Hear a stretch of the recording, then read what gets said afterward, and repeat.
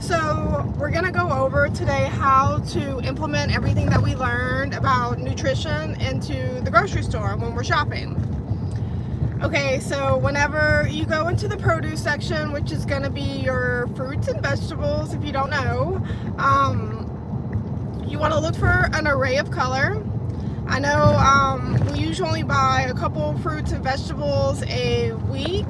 So say if you got red and green this week, next week try to get orange and yellow. So if you know, like I said, if you don't have a whole lot of produce in your buggy, it's kind of hard to get an array of color. So that's a way to look at it if you don't eat a whole lot of fruits and vegetables, to kind of change it up each week.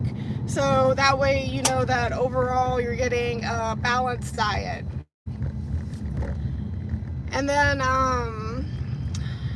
like we've been eating these portion controlled dinners. You buy them and they're prepackaged. They're similar to a Healthy Choice, but they're actually made locally. So the food is a lot fresher and it's portion size, so you can't, overfill your plate or overeat. Your portion is your portion.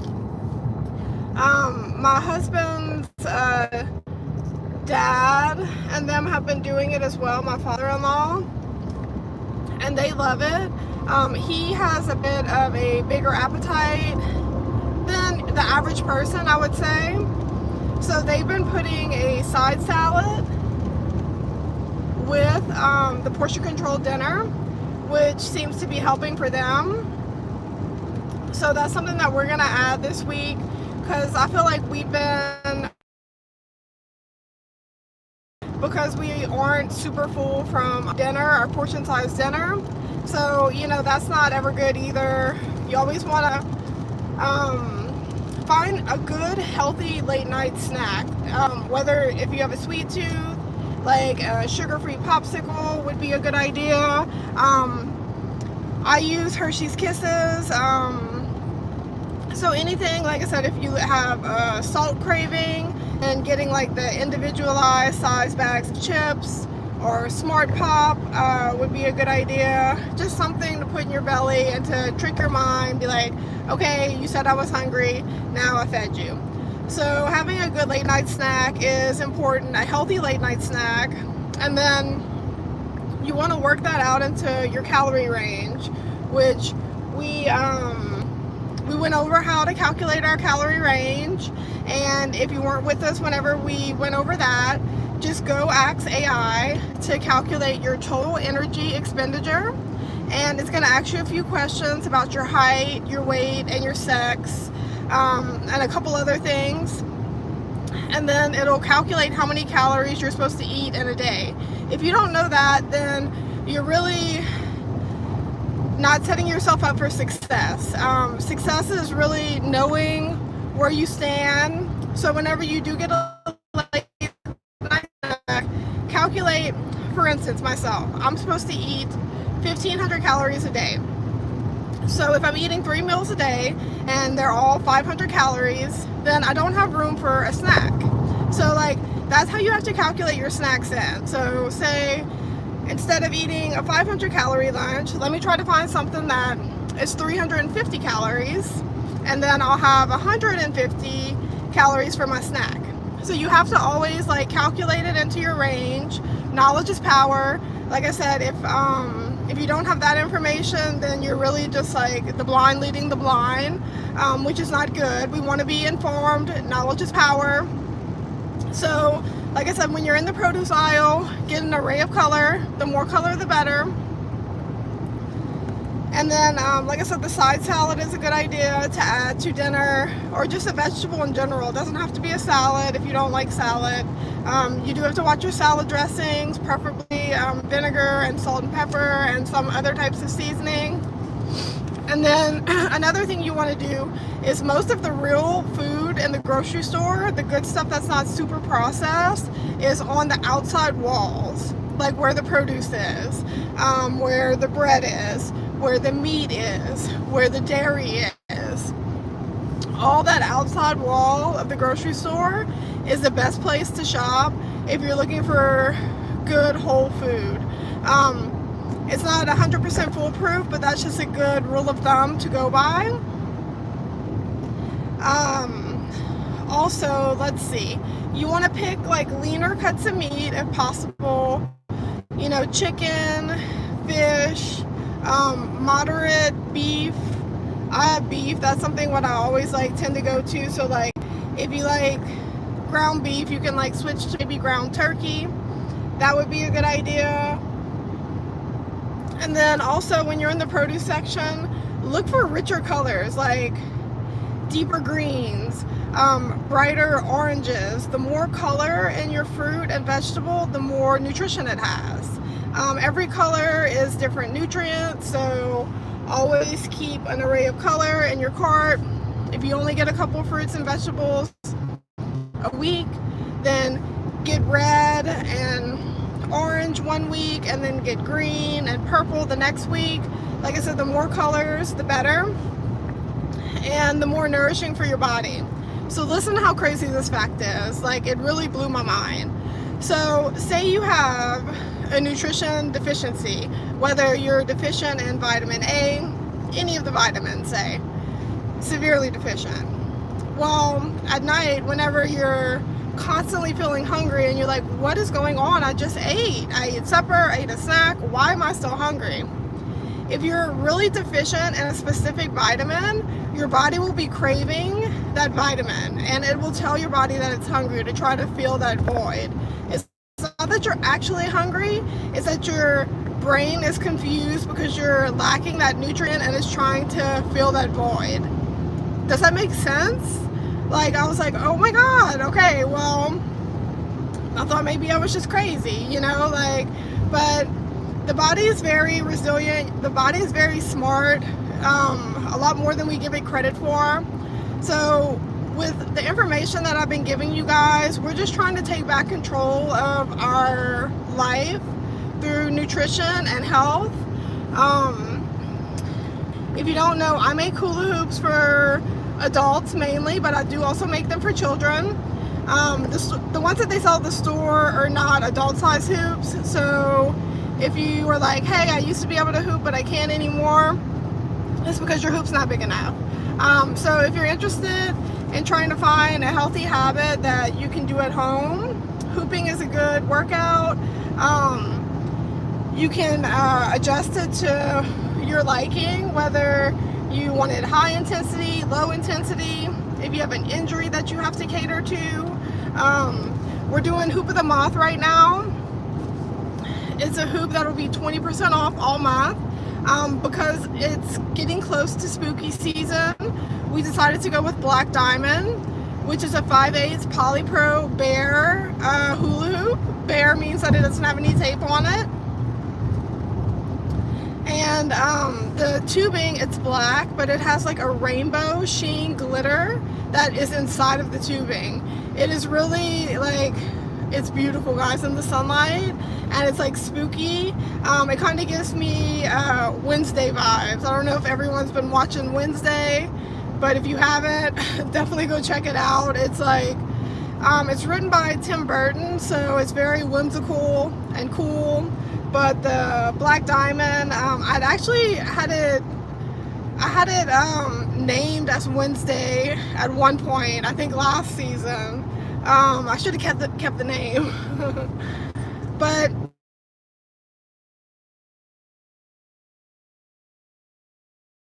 okay, so say that you don't want AI to know your height and your weight and all that. I do have a video on my page. It's under videos. It's how to calculate your calorie needs. So you can go watch that video. I have the formulas on there, all the information that you need to calculate it yourself. If that's something that you have an issue with, there is an alternative where you can figure it out yourself. It is based off of the BEE, the basal energy expenditure, and then the TEE is your total energy expenditure. The basal will be what you burn at rest. Like, say if you were in the hospital sick, in bed, not moving, that would be what your basal energy expenditure would be. Your total energy expenditure will be including your activity factor. So if you're you're working out a couple times a week, that increases the amount of calories that you can eat. If you have a highly active job, then that increases the amount of calories that you can eat. So that's always something to keep in mind, that say you're not hitting your goal, but you feel like you're still eating a little portion, then maybe bump up your exercise. You know, your exercise, it's all about input versus output. If you're burning as much as you're taking in, you're going to stay the same. If you're burning more than you're taking in, you're going to lose weight. And if you're eating more than you're burning, you're going to gain weight. That's why it's so important to have that baseline of how many calories that you're supposed to need based off of your physiological needs. You know, at different ages we need different amounts.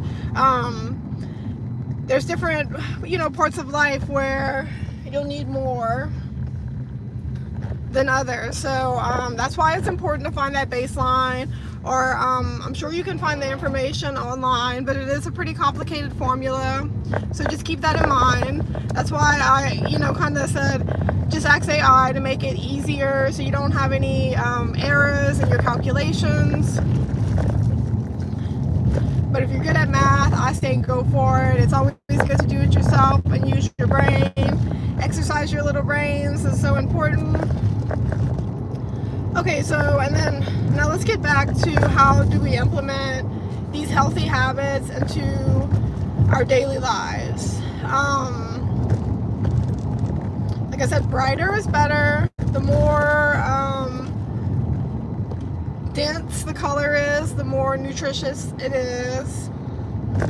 And then, like, think about fruits as a snack. Everyone always wants to think about these little processed foods that we have that we think of as snacks, but the best kind of snack you can have really are fruits and vegetables. Fruits especially because they're more sweet. If you like savory can be veggies. But like this weekend, I'm gonna make a short to show you guys. But I actually cubed up some apples, cubed them up, put a dollop of peanut butter on top of that, mix that together, then sliced a banana, and on top of all that put some Cool Whip. Mixed it all together, and it was one of the best snacks we've ever had. Like, when I say eating a fruit or vegetable for a snack, that doesn't mean that it has to be boring, you know? There's ways to be creative and make healthy foods fun. They don't have to just be eating just an apple plain, you know? It's like, you can eat an apple. How we started this snack was with an apple, peanut butter mixed with Cool Whip, and dipping the apple slices in there. And then we thought we might level it up with the bananas. I know my mom will like slice up bananas and put just a little bit of Cool Whip in a cup. So there are ways to make it fun. Strawberries, we used to eat strawberries and crush them up and then put a little bit of sugar in them. So